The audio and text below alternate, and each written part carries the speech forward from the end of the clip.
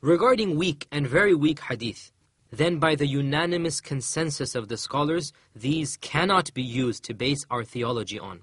Some scholars were a bit more lax about taking weak hadith in the performance of some voluntary acts of worship, but there is no difference of opinion regarding the inadmissibility of using da'if hadith for aqeedah, for theology. Therefore, any hadith that is weak regarding the Mahdi or regarding anything else of our theology cannot and should not be taken as a source of our beliefs.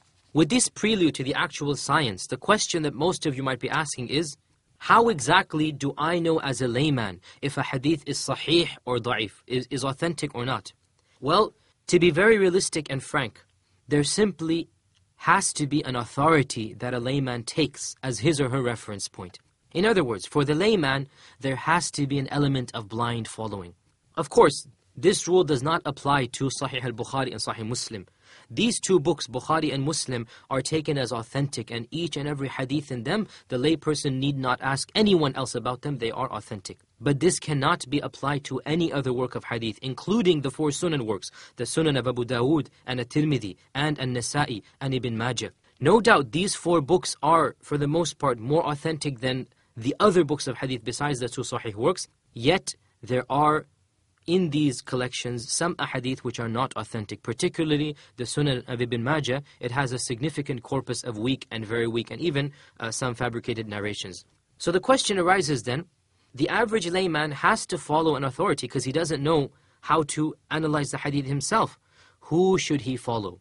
This is a question that each and every person needs to decide for himself if he wishes to have a reference point for hadith.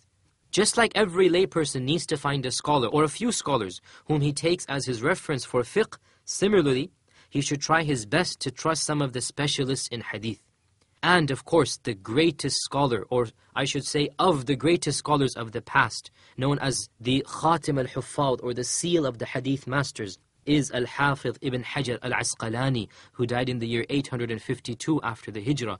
A great alim and a great muhaddith, and he is the author of probably the most important, in fact it is the most important explanation of Sahih al-Bukhari, Fath al-Bari, and not just of Sahih Bukhari, it is the most important and authoritative explanation written on any hadith book at all. And there are many other scholars that are famous past and present. Of the ones who died middle part of the last century is Sheikh Ahmed Shakir. Also in our times recently, Sheikh Muhammad Nasiruddin al-Albani has done much work in hadith, and in my humble opinion and the opinion of the vast majority of scholars as well, his work is of extremely great benefit. And of course the point being, the more that one studies the sciences of hadith, the more one can judge by himself who he is qualified to take hadith verdicts from. With regards to the sources that were used for this series of lectures about the Mahdi, then I would like to state that I personally have checked the hadith isnads of almost all the hadith that have been quoted.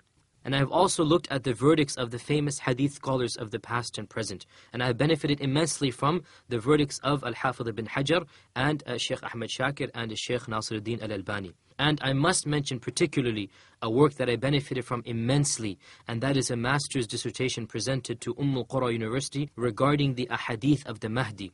And this researcher basically compiled all of the ahadith about the Mahdi from the Sunni sources and did an exhaustive analysis of each and every isnad of these ahadith. And one of the benefits of dissertations in general is that it is not just the individual opinion of the researcher, but rather a dissertation reflects the opinions of the researcher, his advisor, and also the defense committee, all of whom are specialists in this case in the science of hadith.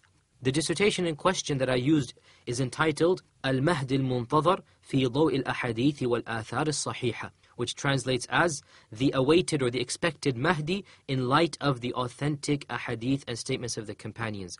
And it was submitted by Dr. Abdul Azim al-Bastawi in the year 1398 of the Hijrah, corresponding to 1978. And I also benefited from other books of hadith and the explanations of these books and the books dealing with the signs of the Day of Judgment.